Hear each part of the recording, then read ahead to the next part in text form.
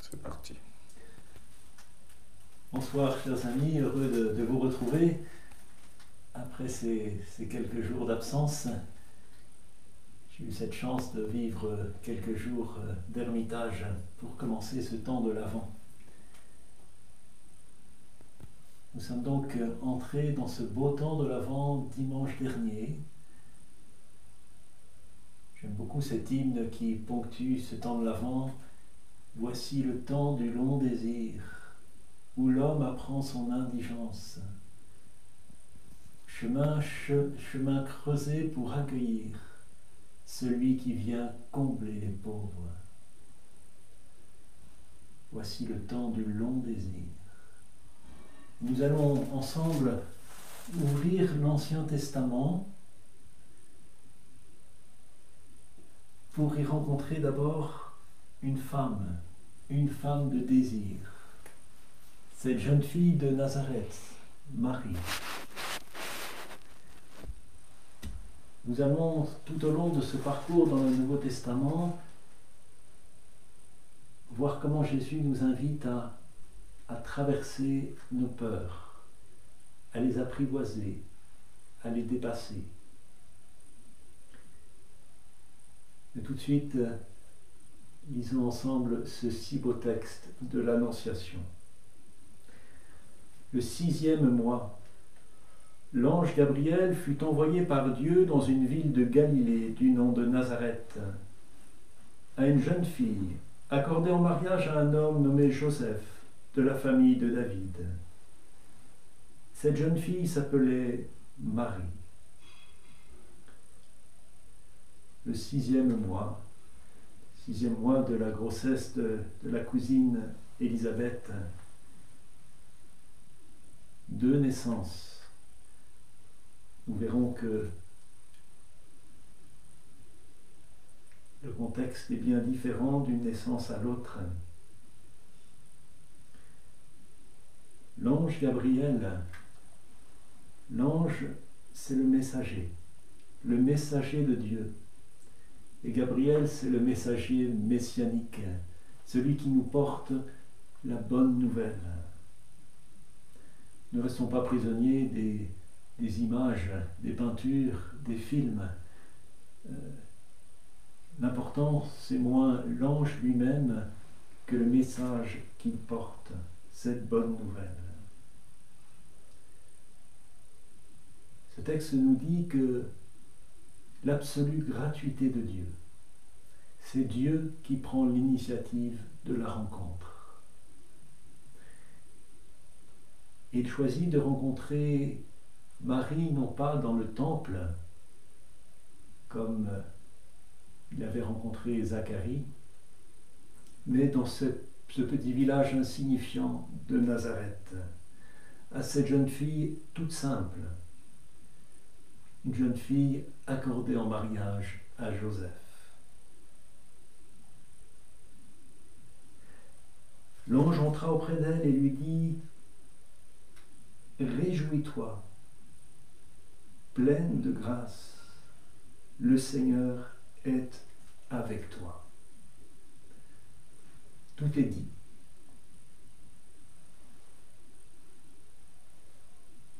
Lorsque Dieu s'adresse à Marie, lorsque Dieu s'adresse à chacun d'entre nous, c'est pour nous convier à sa joie. C'est la joie messianique.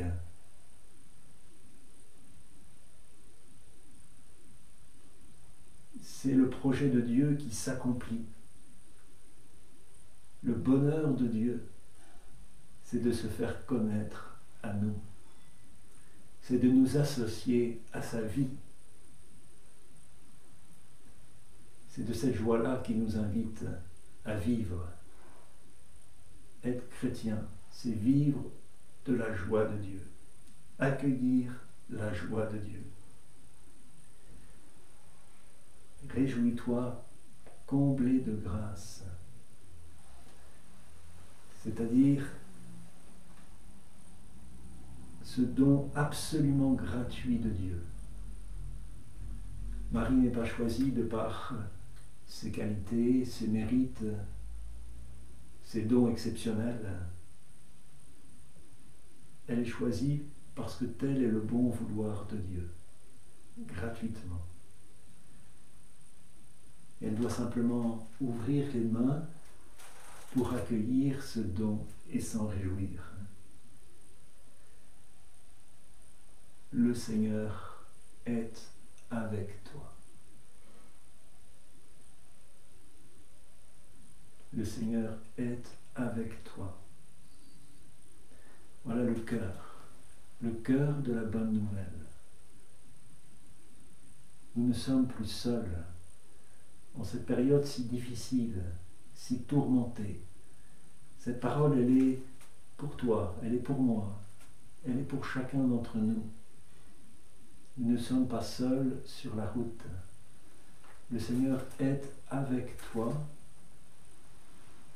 Et nous pourrions aller plus loin. Le Seigneur est en toi. Ce n'est pas ailleurs qu'il faut le chercher. Pas besoin d'aller dans un temple, dans une église, nous dira Jésus un peu plus tard. C'est dans chacune de notre vie que nous pouvons rencontrer Dieu.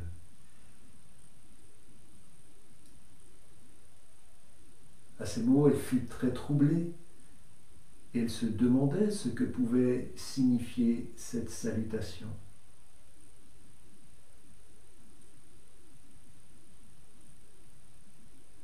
L'ange lui dit :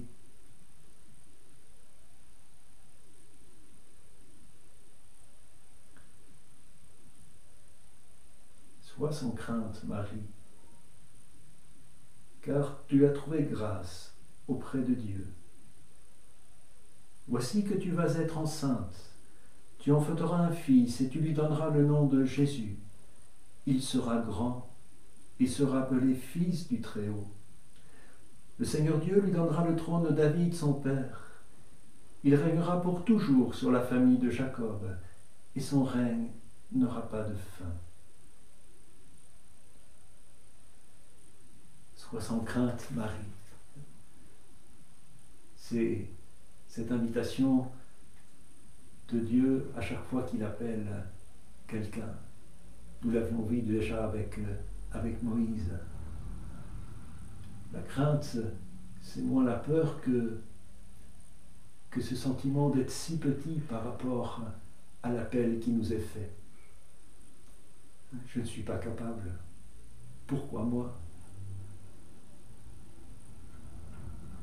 Et là encore, l'ange redit cette gratuité de l'appel. Car tu as trouvé grâce auprès de Dieu. Avoir cette simplicité de me laisser appeler tel que je suis. D'accepter que si moi je ne me sens pas capable, Dieu, lui, me connaît mieux que moi. De le laisser me rejoindre et m'appeler dans ma vie telle qu'elle est.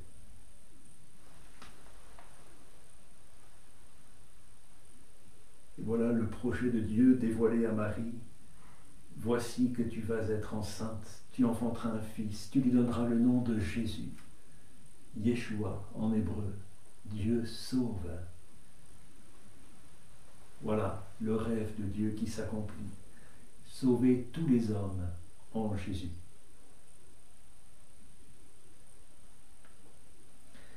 Marie dit à l'ange : Comment cela se fera-t-il, puisque je ne connais pas d'homme ? Vous voyez, il n'y a pas de doute en Marie. Mais légitimement, elle peut se questionner : comment cela se fera-t-il ? Humainement, c'est impossible. Vous savez que connaître dans la Bible a cette dimension de relations sexuelles. Donc, voilà, comment sera-t-il ? Parce que je n'ai pas de relation avec Joseph. Elle est bien promise en mariage, mais le mariage n'est pas encore consommé. Comment cela se fera-t-il ? La question de Marie, elle m'a accompagné bien des fois dans ma vie à des moments difficiles. Des moments où l'écart entre la promesse, l'appel à la joie de Dieu et la réalité de notre vie est si grand que l'on se demande comment Dieu va s'y prendre, comment et quand pour réaliser sa promesse. Et Marie nous accompagne sur ce chemin de la confiance.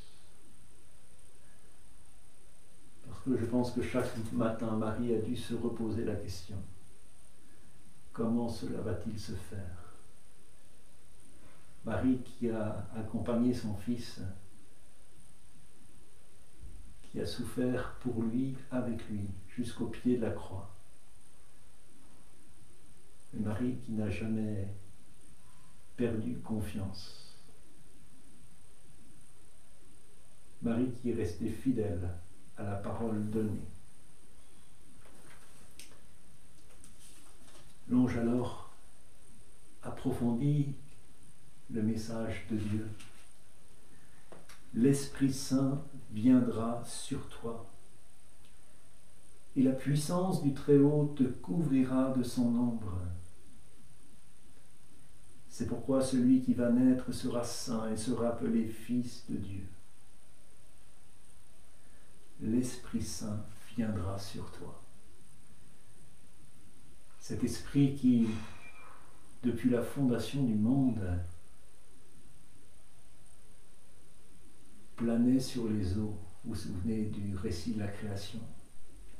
Cet Esprit créateur, cet Esprit qui donne vie. C'est cet Esprit qui, une fois encore, va être à l'origine d'une création nouvelle. À travers Jésus, c'est tout un peuple, mais c'est nous tous qui sommes appelés à une vie nouvelle. La puissance du Très-Haut te couvrira de son ombre. Cette fameuse nuée dont on parle durant l'Exode, cette nuée qui accompagne le peuple quittant son esclavage et marchant vers la liberté. Cette nuée qui recouvre la tente de la rencontre, l'arche d'alliance.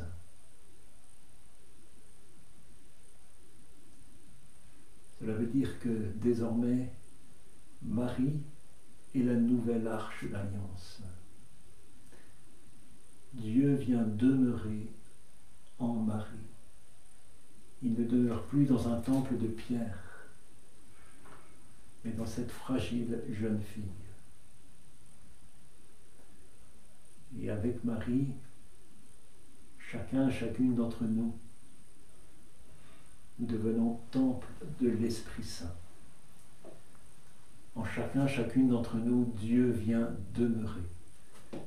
Il me suffit, comme Marie, d'accueillir cette absolue gratuité de Dieu.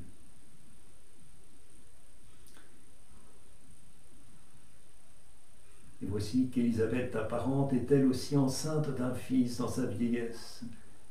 Et elle en est à son 6e mois, elle qu'on appelait la stérile, car rien n'est impossible à Dieu. Souvenez-vous, cette affirmation, on la retrouve dans le livre de la Genèse, alors que 3 étranges visiteurs étaient venus rencontrer Abraham et lui annoncer la naissance d'Isaac. Sarai se met alors à rire.